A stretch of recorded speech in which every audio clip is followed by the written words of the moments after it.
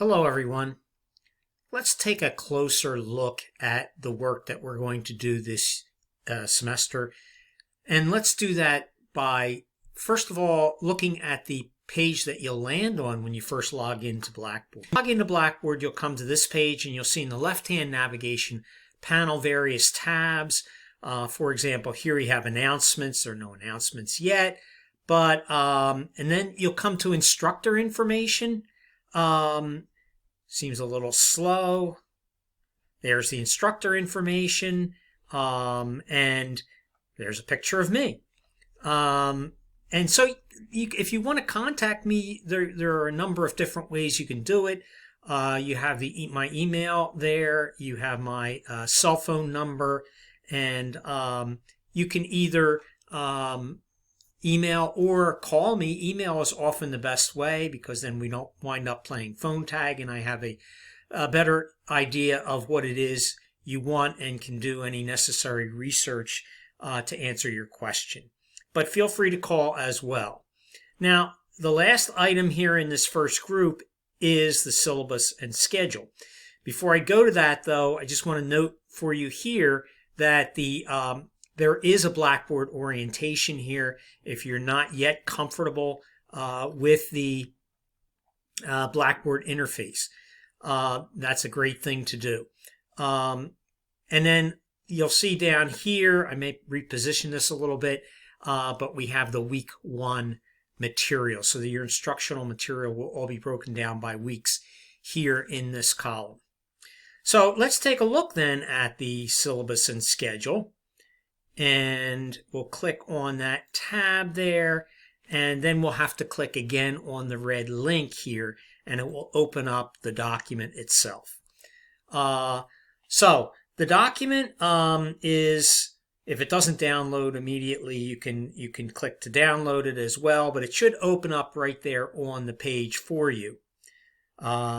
Seems to be running a little slowly right now. So I'm going to pause. So here is the syllabus. And again, you see my instructor contact information there at the top. You see the Rowan College vision statement, what it is we do, the core values that we're seeking to instill in students. The course description is worth looking at a little bit more closely. This is a course in expository writing. Expository simply means it's not fiction or poetry. It's basically what we'll be doing is explanatory writing and especially argumentative writing. The course emphasizes the writing process. That's one thing you'll hear a lot from me. I often tell students the 3 most important words to know about writing are process, process, and process. So part of the process is organization, development, and revision. The course will require a research essay, which will use MLA format and documentation, which is not difficult, no matter what experience you've had with it before or what anyone has ever told you about it.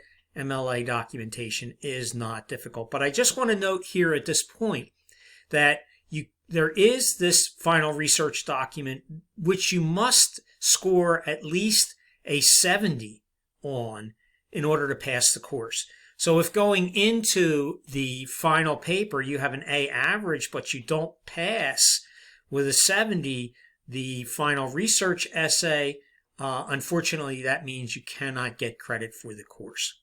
And I'll repeat that a couple of times because it is so important. I haven't had many students who ran into that problem, but nevertheless, it's important to note. Under that, you have the required texts. There are 2 textbooks, and you need to get them both from the bookstore. The first is called the Little Seagull Handbook, and that is basically a grammar book. And you will need that because in my system of feedback, I use numbers that are correlated to instructional material in the Little Seagull Handbook. Also, the textbook is a small paperback called They Say, I Say. the moves that matter in academic writing. And that kind of gives you a clue as to the approach in this course. They say, I say, is an approach to argumentative writing. Argumentative writing, as you know, involves more than one possible point of view. And so they say, I say, is a way of expressing that, well, here is what sources say, or the other side says, and here is what I say. And that's the essence of a research paper, especially the one that we'll be doing.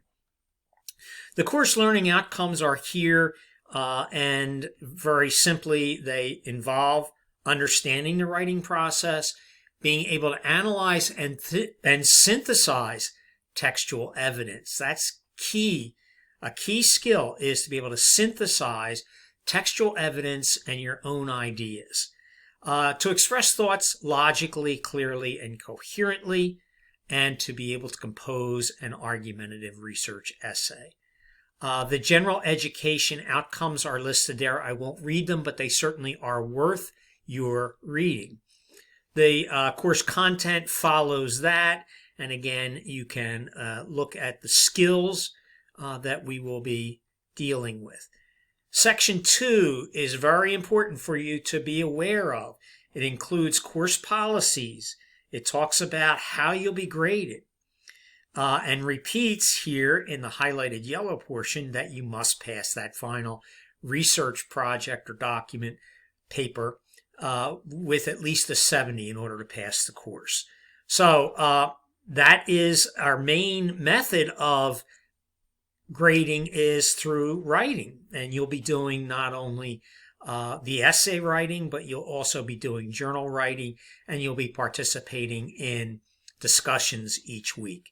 Here are the criteria for earning the grades, A through F, the numerical equivalents.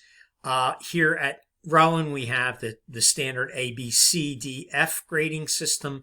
We also have a B plus for the higher levels of the 80s, and we have the C plus for the higher level of the 70s. Now, there are no surprises in this course, believe me. Here is a list of all of the assignments that you will be doing, the writing assignments. And they are gradually increasing in challenge and also gradually increasing in terms of weight. So the first assignment is what's called a personal essay. You don't have to do any research for this, and it'll count as 10% of the grade.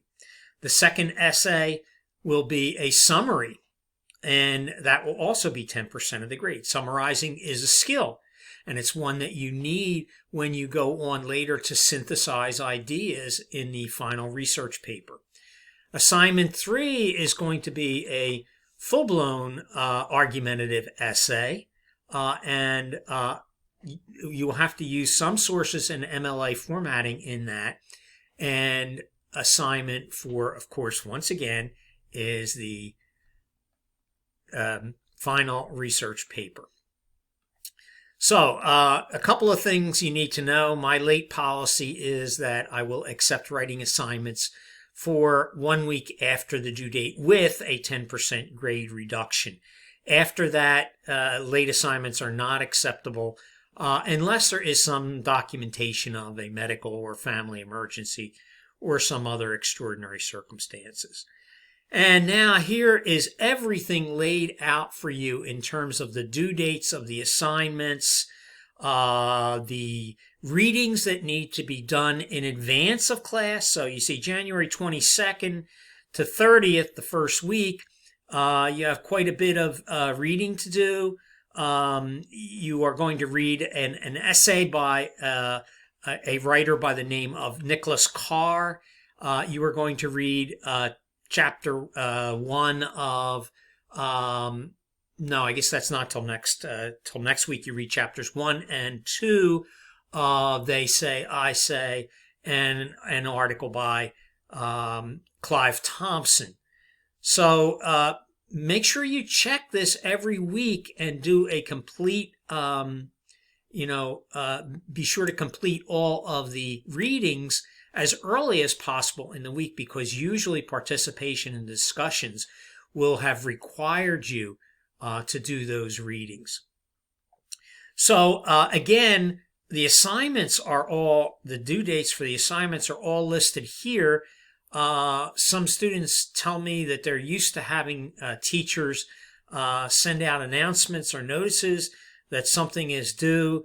I don't do that. This is your notice. I will probably remind you in my videos when you have things due, because usually I'll be in the videos preparing you to complete those assignments. But the responsibility is on you to make sure you know when things are due.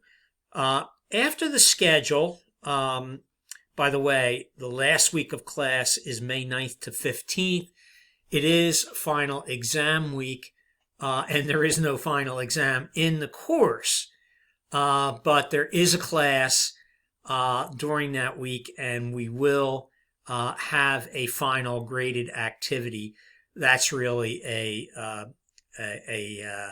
certification requirement, that we have 15 weeks of instruction with substantial instruction in each week. There's an essay checklist that follows that. Before submitting your work, you should make sure that you do this. The biggest thing here is just to make sure that you proofread carefully. I do put a high priority on mechanics, grammar, and things like spelling and punctuation, because of all of the challenges that writing offers, and it does offer challenges. Those are really the easiest. For the most part, the mistakes that I see, the errors that I see in mechanics and grammar, are not errors because a student does not know the grammar. We know most of the grammar we need to know by the time we're probably 6 or 7 years old. A lot of times the problem is proofreading and not being careful enough about what you're doing. If you proofread out loud, slowly, word for word, that's the best approach. Otherwise, you're prone to miss errors, because the mind, when it's moving quickly, tends to read what should be on the page rather than is actually on the page. And this is a demonstrated scientific fact about the way the brain works. So I've also got a note here on the writing assignments on how to submit them. They do have to be submitted through Blackboard. You cannot email me a submission and say, I had trouble with Blackboard and I couldn't post it. You have to post it through Blackboard or I can't grade it. That's simply the way the system works. If you have a problem with that, you can contact me or you can contact tech support. If I can't help you, that's where I'm going to send you. Writing assignments then do have to be, of course, double spaced. I want you to use Times New Roman 12 point. You should have a cover page. We are following MLA format, and MLA format does not necessarily require a cover page. However, that is at the instructor's discretion, and I require a cover page because it makes it easier to see whether you've met the length requirement for each paper. And so I don't, not really a word counter, but if a paper, the length requirement is 2 pages and you have 1 3/4 pages, I'm probably not going to get too upset about that. But if it's 1.5 pages, frankly, that's not appropriate. So if anything, go a little bit over so that you don't lose points for not meeting the length requirement. And look carefully at those format requirements there, because again, that's important. It's one of those things that determines whether the reader is going to see you as a person who is trying, a person who is credible, or somebody who really just doesn't frankly care. There are some rules about guidelines really about discussion posts and journals. Discussion posts should be about 1/2 to 1 page in length. Discussion posts should be at least a full paragraph, and there should be 2 of them. One, a direct response to the discussion prompt or question, and another that is a response to a classmate. I do encourage you to go beyond the minimum requirement and to post early in the week. Again, because if everyone waits till Sunday night and post, then we don't really have a discussion, because the people that post first don't get a chance really to see what others are saying. And so everybody's not going to go back and read all the posts at midnight on Sunday. So please try to adhere to that as best you can. Next are college policies, and these are standard. Again, these are not my policies, but they are, again, it's expected that you'll be familiar with them. There is an attendance policy, and for online courses that is primarily assessed by participation in the discussion.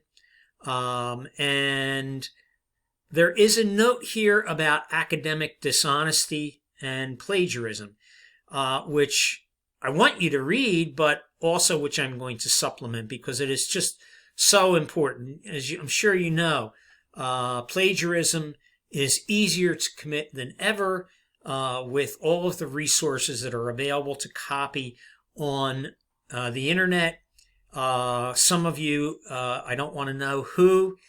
I don't want to know if you are probably familiar with sites such as Course Hero, which is one of a number of sites that traffic in term papers. Unfortunately, the practical reality is if you cheat, you will be caught, because it's also easier than ever to detect plagiarism. We use here at Rowan a plagiarism detection platform called SafeAssign, and we also have Grammarly, and you can check plagiarism or your plagiarism risk through Grammarly by activating the originality checking feature in that. So don't commit plagiarism, not only because you could get in trouble for it, but because you're not learning anything if you're simply copying. Next comes some of the college resources that are available to you. And look at this list of all the resources that are available to help you succeed here at Rowan. You've got academic advising if you're having struggling with courses. You have career services. You have financial aid help, help for international and ESL students. You have a library contact, help for veterans, and the list just sort of goes on and on. Also, I want to emphasize there is free tutoring at Rowan, so you can access that through the link that is down here on the last page of the syllabus. The syllabus is lengthy, but again, you are responsible to follow the policies that are laid out there. So familiarize yourself with them. And again, and this is something also that I'll repeat, but that I guess I can't repeat too often, which is please contact me when you have a question or a problem. You're not bothering me as long as you're not asking a question that has been answered already, for example, in the instruction for the week. But if there's anything that you're unclear about, please don't be afraid to ask me. And again, I want to wish you good luck. And I'm sorry this took so long, but there is a lot to absorb, I know. And luckily, you don't have any, other than the journal and the discussion, you don't have any real regular writing assignments do yet. So focus on the things that you'll find under the week 1 coursework.